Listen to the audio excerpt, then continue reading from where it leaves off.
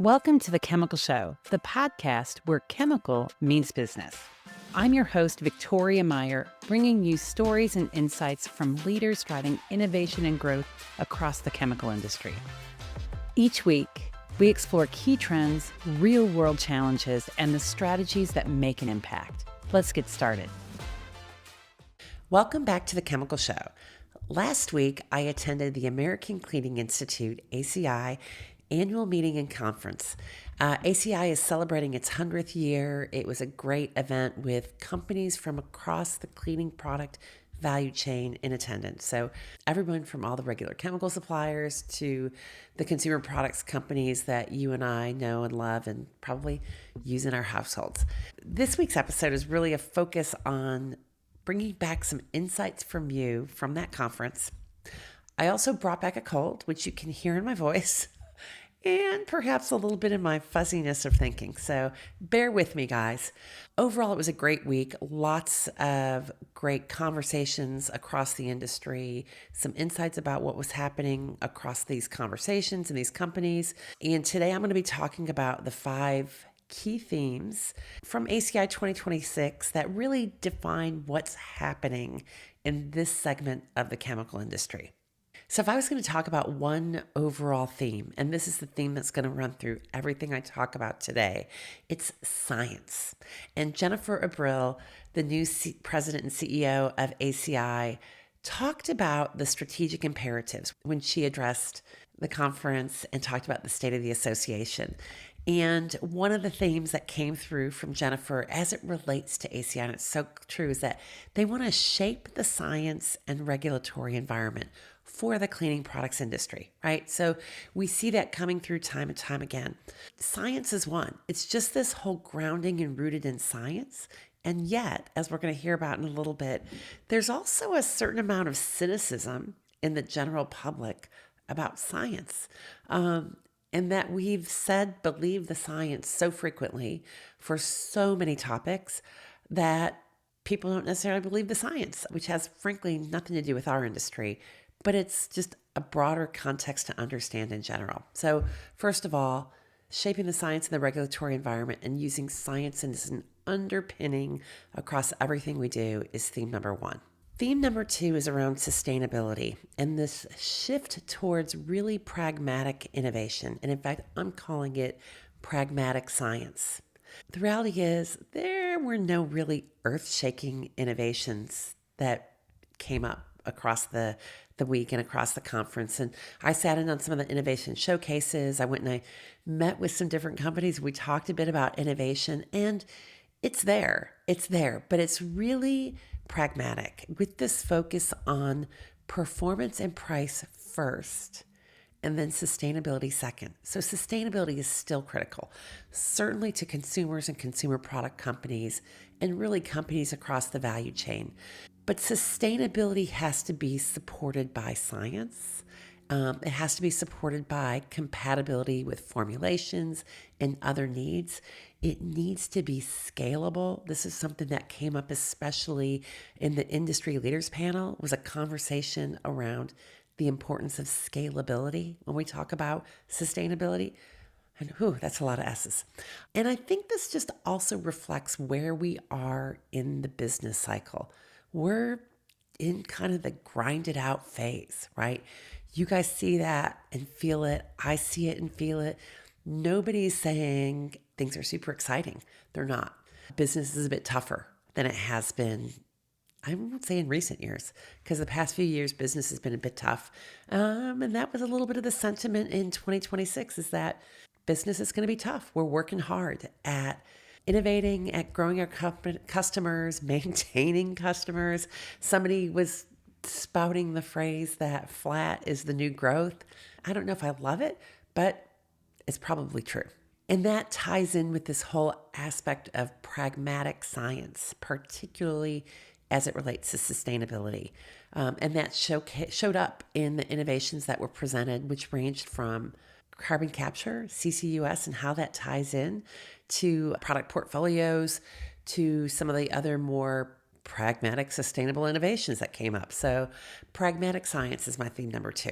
Theme number 3 is connecting with customers. And this has always been really critical for the cleaning products industry, for everybody from the raw material manufacturers through the formulators to the brand owners that are there and present. And this shows up in a couple of ways. Number one, a lot of conversation around the importance of labeling and meeting what consumers are looking for. And one of the things that came out, again, it came out in the innovation conversations. It also came out when people were talking about the industry groups and what they're focusing on, is that consumers are looking for products that are labeled hazard-free. Now, this, you guys may recognize, is a bit of a far cry from this whole risk-oriented conversations that we've been trying to drive, right? Because, you can talk about hazards.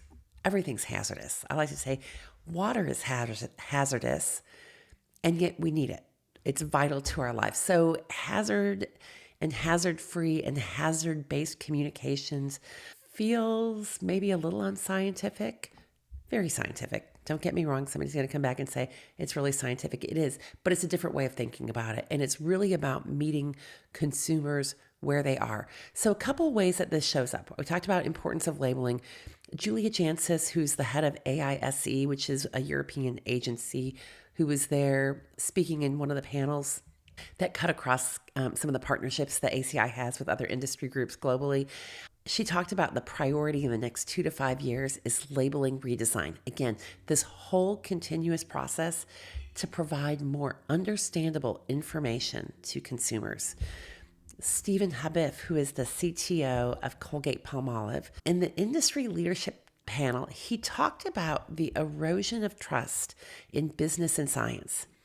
And he talked about this need to explain science and performance in a way that's understandable to everyone and not just scientists. And I think that's so critical. For a very long time across the industry, we've got our own language in a lot of ways, right? Nomenclatures, things that we talk about. Oh, of course you understand what was one of the things that was getting thrown around? The LCA. Well, we're just going to explain the LCA. By the way, life cycle analysis. Consumers don't know what an LCA is. That nomenclature may actually apply to other things. But this aspect of getting connected to consumers, explaining science and performance in a way that's more relatable is critical. When we talked about consumers, and you know this, you're a consumer, as am I, consumers are highly influenced by social media, other things. So this whole rise of clean talk, so cleaning videos on TikTok or Instagram Reels or whatever is a whole thing.